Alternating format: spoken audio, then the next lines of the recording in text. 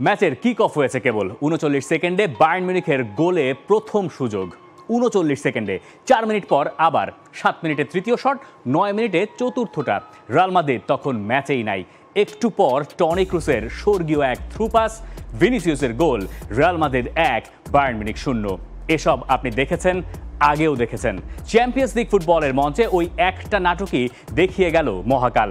Bayern মিউনিখও দেখালো ম্যাচে ফেরার কৌশল, কিন্তু ঘুরে ফিরে পরের লেগের আগে এগিয়েই থাকলো রিয়াল। ক্রুসের পাস, লেরয় সানের দুর্দান্ত গোল, বায়ার্নের প্রত্যাবর্তন, ভিনিসিয়াসের বিগ ম্যাচ ইম্প্যাক্ট, সবকিছু নিয়েই চলুন কথা বলা যাক। যা দেখেছেন, যা হয়তো মিস করে গেছেন, সবকিছুই ৫ পয়েন্টে।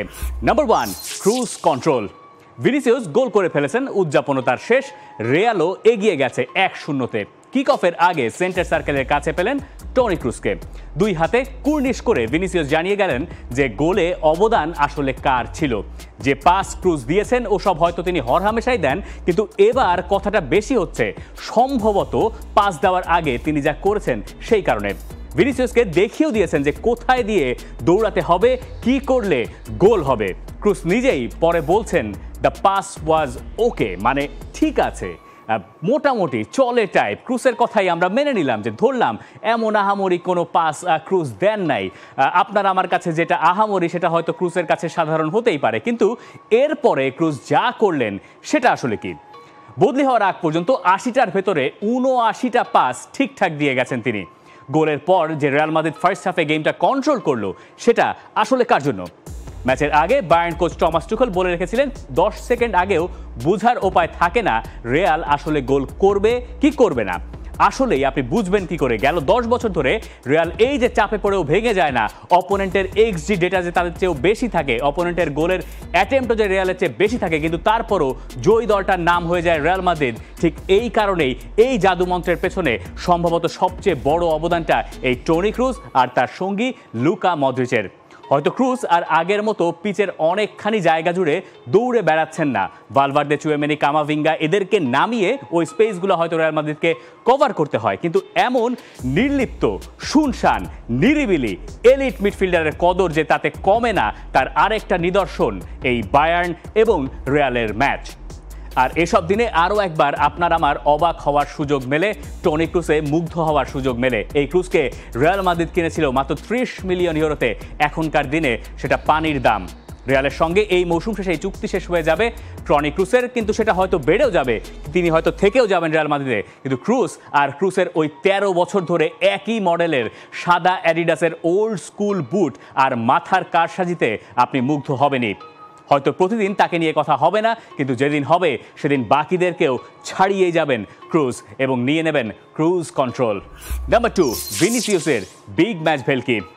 2 গোল করেছেন ভিনিসিয়াস জুনিয়র, হয়েছেন ম্যান অফ দ্য ম্যাচও। রিয়ালের নাম্বার 7 আর চ্যাম্পিয়ন্স লিগ তাদের পুরনো ভালোবাসার বন্ধনটা খুঁজে পেল যেন আরও একবার। গেল 3 মৌসুম ধরে চ্যাম্পিয়ন্স লিগে গোল আর অ্যাসিস্ট মিলিয়ে ভিনিসিয়াসের ওপরে আর কেউ নাই। 16টা গোল আর 15টা অ্যাসিস্ট। নকআউট পর্ব এলে যেন তার তেজটা আরও বেশি বেড়ে যাচ্ছে। প্রতিপক্ষ দলগুলোর নাম দেখুন: PSG, Chelsea, man city, Liverpool, Bayern Munich. Round of 16, quarter final, semifinal, final, বাদ আর কিছু কি আছে ওতে? বায়ার্নের সঙ্গে 2টা গোলের কথাই আপনি ধরুন। প্রথমটা 1v1 ক্লাসিক স্ট্রাইকারের ফিনিশিং। আপনার সামনে যখন বিখ্যাত ম্যানুয়াল নয়ার থাকবেন, তখন আপনি 1v1 অত কনফিডেন্ট ফিনিশিং নাও করতে পারেন, এবং যেহেতু আপনি একজন উইঙ্গার, তাই ওই ক্ষেত্রে আপনার কাছ থেকে হয়তো সবসময় প্রত্যাশা মতো ফল নাও পাওয়া যেতে পারে। কিন্তু এর নাম ভিনিসিয়াস জুনিয়র, যিনি স্ট্রাইকিং পজিশনটায় খেলছেন, এবং খেলছেন তো খেলছেন, নিজের কাজটাও করে দেখাচ্ছেন। তার পজিশন বেশ কবার চেঞ্জ হয়েছে, তার জন্য জুড বেলিংহামকে হয়তো অন্য জায়গায় খেলানো হয়েছে। ভিনিসিয়াস জুনিয়র একসময় রাইট থেকে শুরু করেছেন এবং ভেতরের দিকে ঢোকার চেষ্টা করছিলেন, কিন্তু এখন সেই উইঙ্গার স্ট্রাইকার হয়ে গেছেন, যিনি এখন নিয়মিত গোলও করছেন। পরের পেনাল্টি কিকটায় পুরোপুরি মাথা ঠান্ডা রাখলেন ম্যানুয়েল নয়ারের সামনে, এবং রিয়াল মাদ্রিদ যখন প্রেশারে ছিল, মনে হচ্ছিল বায়ার্ন মিউনিখ হয়তো ম্যাচটা বের করে আনবে, তখন ওই প্রেশার সিচুয়েশনে আরও একবার ভিনিসিয়াস জুনিয়র বিগ ম্যাচে বিগ ইম্প্যাক্ট রাখলেন। ওই 2টো গোল রিয়াল মাদ্রিদকে বাঁচিয়ে দিয়েছে, এবং এখন সান্তিয়াগো বার্নাবিউতে তারা যাচ্ছে একটা সুখস্মৃতি নিয়ে। নাম্বার 3, কিমের দুঃস্বপ্ন। যে দুটো গোল ভিনিসিয়াস জুনিয়র করেছেন তার দুটো গোলেই অবদান আছে কিম মিন জায়ের, বায়ার্ন মিউনিখের ডিফেন্ডার, যিনি পুরো ম্যাচে ভুগেছেন। আপনি হয়তো এরকম একটা রাত পার করতে চাইবেন না। চ্যাম্পিয়ন্স লিগ সেমিফাইনাল, ঘরের মাঠে আপনি খেলছেন, কিম মিন জায়ের সঙ্গে কাল রাতে যা হয়েছে সেটা কিম মিন জায়েরই হয়তো হজম করতে বহুদিন লেগে যাবে। প্রথমত ভিনিসিয়াস যে গোলটা করেছেন সেখানে ভিনিসিয়াসকে ট্র্যাক করতে কিম মিন জায় নিজের জায়গা ছেড়ে অনেকটুকু সামনে চলে এসেছিলেন এবং এরপর ওই ফাঁকা স্পেস ধরে ভিনিসিয়াস জুনিয়র আর কোনো ভুল করেন নাই। পুরো ম্যাচ জুড়েই কিম মিন জায়কে ভুগতে হয়েছে। ভোগান্তিটা চরমে পৌঁছেছে যখন তিনি সেকেন্ড হাফে গিয়ে, দল যখন এগিয়ে, তখন একটা পেনাল্টি কনসিড করেছেন রদ্রিগোকে ফাউল করে। এবং এই ধরনের ম্যাচে এই রকম বিপর্যয় সাধারণত সচরাচর কমই দেখা যায়। হয়তো একটা ডিফেন্ডার একটা ভুল করেন, কিন্তু একটা ডিফেন্ডার একই ম্যাচে দুটো ভুল করেন এবং সেই দুটো ভুল থেকে দুটো গোলও প্রতিপক্ষ আদায় করে নেয়, এমন ঘটনা হয়তো কালে ভদ্রে ঘটে বলেই আমরা জানি। কিম মিন জায়ের জন্য আপনি আসলে মানে এখানে তার জন্য আসলে শুধুমাত্র কন্ডোলেন্সেস জানানো ছাড়া আর কোনো উপায় নাই। তিনি খানিকটা দুর্ভাগাও বটে, তার হয়তো ওই জায়গায় খেলারই কথা ছিল না। মাথিয়াস ডি লিক্ট, যিনি বায়ার্ন মিউনিখের রেগুলার সেন্টার ব্যাক, তিনি থাকলে হয়তো বায়ার্ন মিউনিখের ডিফেন্সটা আর একটু শক্তপোক্ত হতেও বলে অনেক বাভারিয়ান সমর্থক মনে করলে বা বিশ্বাস করলেও করতে পারেন।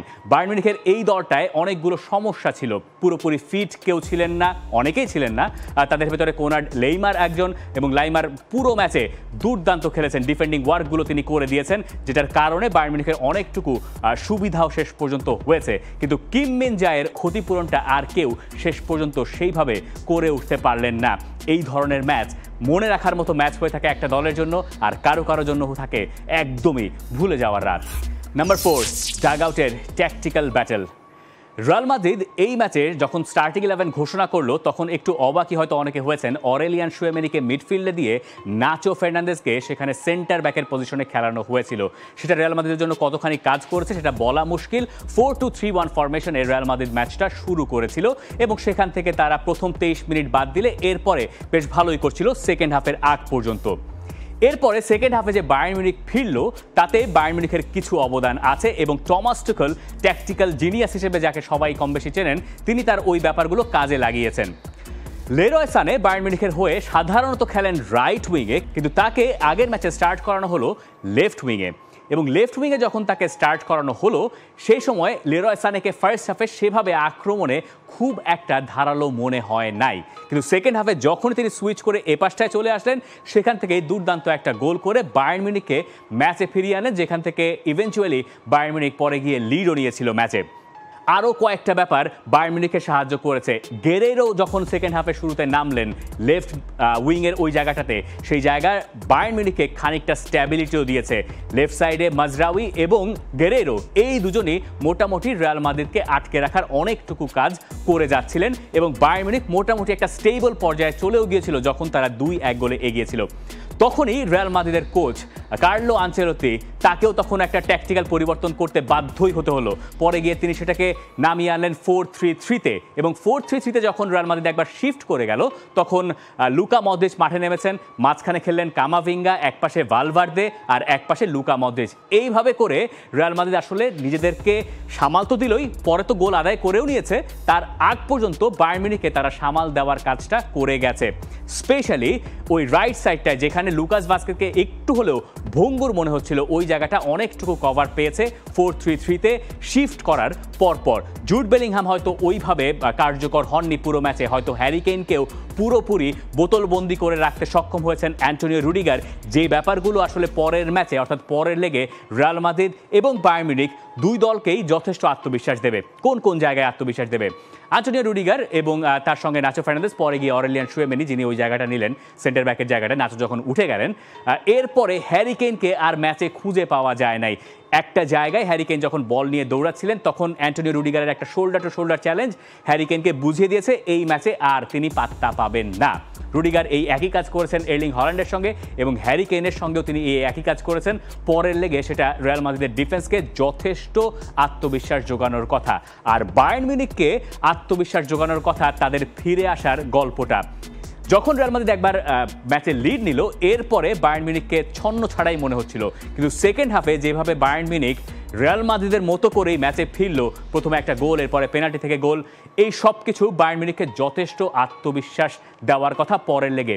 হ্যাঁ, পরের লেগে অবশ্যই রিয়াল মাদ্রিদ ফেভারিট, অবশ্যই সান্তিয়াগো বার্নাব্যু তার ম্যাজিক দেখাবে, কিন্তু বায়ার্ন মিউনিখকেও আপনি একেবারে ছেটে ফেলতে পারবেন না। স্পেশালি এই ধরনের চ্যাম্পিয়ন্স লিগ নাইটে যখন আপনি রিয়াল মাদ্রিদ বায়ার্ন মিউনিখের মাঠে খেলতে যাচ্ছেন, বায়ার্ন মিউনিখও তো বড় দল যাদের 6টা চ্যাম্পিয়ন্স লিগ শিরোপা আছে, তারা আসলে রিয়াল মাদ্রিদকে বুঝিয়ে দিয়েছে যে তারা কত বড় দল, এবং রিয়াল মাদ্রিদকে শেষ পর্যন্ত কষ্টই করতে হয়েছে। 2-2 গোলের ড্রটা রিয়াল মাদ্রিদকে অনেকটুকু অ্যাডভান্টেজ দিচ্ছে ঠিকই, কিন্তু বায়ার্ন মিউনিখও হয়তো মনে মনে বিশ্বাস করবে তাদের পক্ষেও সম্ভব ফাইনালে যাওয়া। নাম্বার 5, শেষে জার্মান সুসংবাদ, সামনেই ইউরো আসছে, আর টনি ক্রুস জার্মানির জাতীয় দলে ফিরেছেন, তিনি খেলছেন, তিনি খেলবেনও ইউরোতে, সব কিছু ঠিকঠাক থাকলে।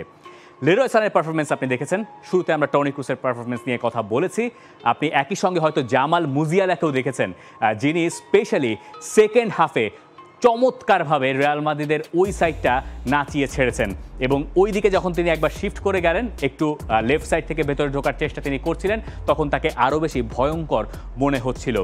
এই Leroy Sane, Joshua Kimmich, Manuel Neuer, Antonio Rudiger, Toni Kroos, এরা সবাই জার্মান জাতীয় দলে খেলবেন। জার্মানির সময়টা ফুটবলে, আন্তর্জাতিক ফুটবলে একদমই ভালো যাচ্ছে না, কিন্তু এই বায়ার্ন আর রিয়াল মাদ্রিদের ম্যাচে অনেকগুলো উপকরণ আছে যেগুলো আপনাকে বিশ্বাস করাতে পারে যে জার্মানির পক্ষে এবারের ইউরোতে বড় ধরনের উন্নতি করা সম্ভব। উন্নতি বলতে বোঝাতে চাইছি অ্যাটলিস্ট সেমিফাইনাল বা ফাইনাল। একে তো ইউরো তাদের ঘরের মাঠে, তার ওপরে তাদের যে ফুটবলার, রেগুলার ফুটবলার রয়েছেন, তারা সবাই এখন রয়েছেন দারুণ ফর্মে। সব কিছু মিলিয়ে জার্মানির জন্য সময়টা বেশ ভালোই যাওয়ার কথা।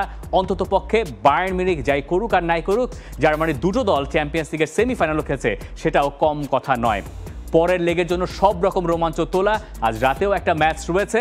এই সব কিছুর প্রেডিকশন আপনার কাছ থেকে জানতে চাইবো, আর এই 5টা পয়েন্টের ভেতরে কোন পয়েন্টটা মিস করে গেছি বা কোন জায়গাগুলো টাচ করলে ভালো হতো, সেগুলো নিশ্চয়ই আপনারা কমেন্ট সেকশনে জানিয়ে দেবেন। For more updates, subscribe to our YouTube channel and click on the bell icon. Follow us on Facebook and Instagram.